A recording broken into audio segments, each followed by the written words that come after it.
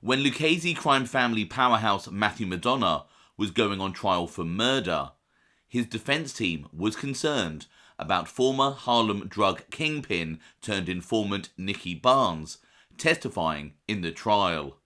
Let's check it out. I'm James Gladwish and welcome to OC Shorts, bringing you detailed historical snapshots of the American Mafia and other organised crime. Feel free to subscribe if you like that sort of thing. In 2013, Michael Meldish, one of the former leaders of the East Harlem Purple Gang, was murdered. In the latter stages of 2019, Matty Madonna, the acting boss of the Lucchese crime family, went on trial for ordering the Meldish hit. He would be convicted of this crime.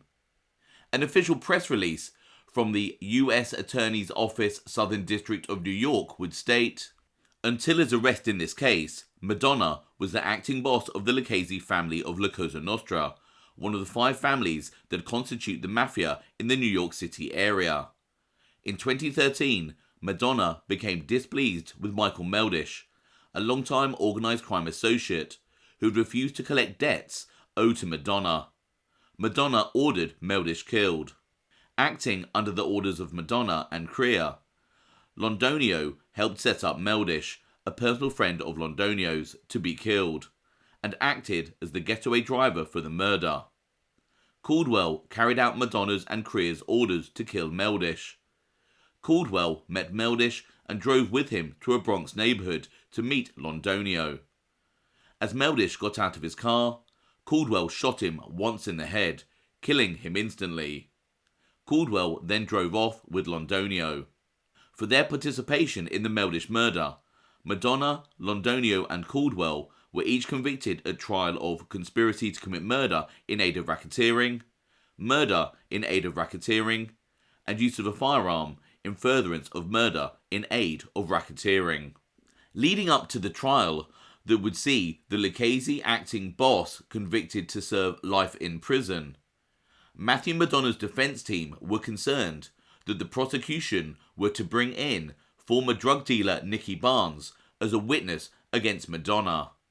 Leroy Nikki Barnes had been an individual that Madonna had supplied large amounts of narcotics to in the 1970s.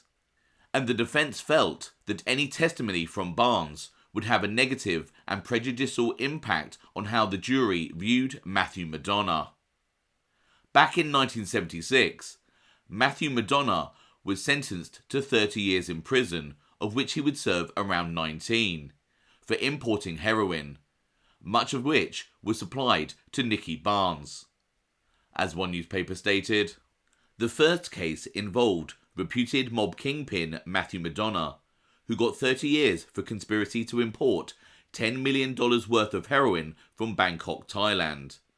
Madonna is the alleged supplier of Leroy Nikki Barnes, said to be the largest dope dealer in the nation.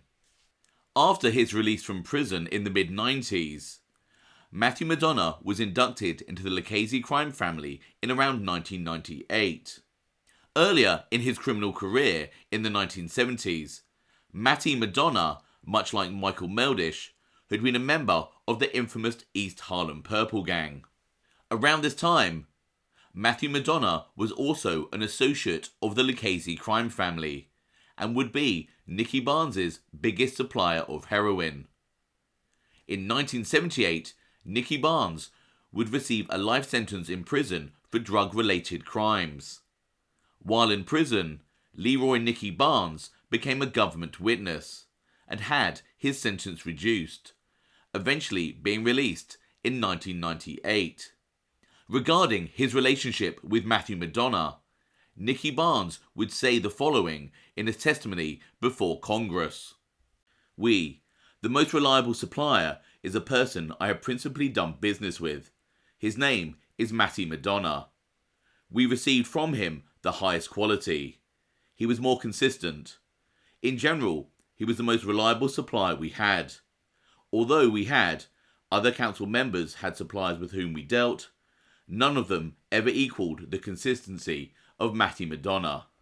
So, as you can see, when Matty Madonna was on trial for ordering the murder of Michael Meldish, his defense team were extremely nervous about Nikki Barnes testifying, something that the US prosecutors had brought up in conversations with them. Matty Madonna's lawyers would write the following to the district attorney's office. The passage was a direct response to counsel anticipation that Leroy Nikki Barnes was a potential trial witness for the government. The prospect of Mr. Barnes' testimony at trial was raised not only by discovery the government provided, but also during conversations between counsel and Assistant United States Attorney Scott A. Hartman. As a result, counsel considered it imperative to move to preclude certain evidence that was unduly prejudicial to Mr. Madonna. The characterizations in the redacted passage also paraphrase the government's position at sentencing at Mr. Madonna's 1976 federal trial. Consequently, it does not represent either Mr. Madonna's or necessarily the objective truth. Ultimately, Matty Madonna's defense team did not actually have to worry about Nikki Barnes testifying in Madonna's 2019 murder trial because Leroy Nikki Barnes was dead. He had passed away while in witness protection several years before in 2012, a fact that was not disclosed to Madonna's defense team. They discovered the news of Nikki Barnes' passing in a New York Times article in June 2019, prior to the trial. In a post-trial document, Madonna's lawyers sent an email to the district attorney's office stating the following. At the time the motion was filed, counsel was unaware that Mr. Barnes had died in 2012. Mr. Barnes had been in the witness security program, and public notice of Mr. Barnes' death was not provided until the New York Times reported it in its June 8, 2019 edition. It is difficult to conceive how Mr. Barnes' security could be adversely affected by keeping secret the fact of his demise. It would not be appropriate for the government to capitalize on that failure to disclose Mr. Barnes' death by publicly citing the passage that would otherwise never have been included, and which, in any event, does not reflect Mr. Madonna's position. While the redactions were in part for the purpose of eliminating the possibility that public filing of the motion would impair Mr. Madonna's ability to impanel an impartial jury and, in turn, receive a fair trial, the redacted passage was also based on discovery from the government, correspondence between counsel and the government, and the conversations noted above. Therefore, it was never intended for that information to be publicly disseminated even after trial. Indeed, if Mr. Barnes' death had been disclosed, nearly 7 years after it occurred, Mr. Madonna's motion in limine would not even have included that passage. Matty Madonna's defense team were trying to get a certain passage removed from the post-trial government sentencing documentation. The phrase in question went as follows. According to his own counsel, this conspiracy resulted in the addiction of tens of thousands of people, untold number of overdose deaths, theft, and prostitution to which junkies resorted to feed their drug habits, leading to the multi-generation devastation of an entire community. The government did in fact write to the judge before sentencing, stating that they had received a request to remove this phrase, despite having already submitted the documentation. A letter from the US District Attorney's Office would state, material that was redacted in Madonna's filing, where he emphasized the horrific nature of his prior crimes, in arguing that allowing the jury to learn about them would be unfairly prejudicial.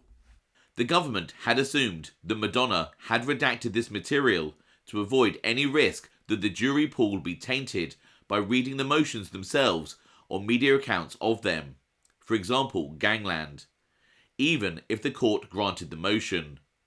With the trial now past, it did not occur to the government that Madonna had continuing desire for a redaction, and the government apologizes for not raising this matter with Madonna's counsel before filing. The government has now twice requested that Madonna identify the current basis for redacting the material, but has received no response. The government is aware of no legal basis to redact the above sentence, but one of Madonna's counsel indicated yesterday that he wishes to be heard on this matter before the government again dockets its submission. The government therefore respectfully requests the court's ruling on this matter, after an opportunity for Madonna to state his position. Respectfully submitted, Jeffrey S. Berman, United States Attorney. Ultimately, redacting this phrase from the sentencing documentation did not help Matty Madonna, and he was sentenced to life in prison for the Michael Meldish murder. However, Madonna's attorneys evidently wanted the phrase out of the document so that it wasn't on the public record in the case they were to make appeal on the sentence. This is just my interpretation of all of these documents. In the comments below, let me know your thoughts on the topic covered in this video. I hope you found that interesting. Thanks for watching.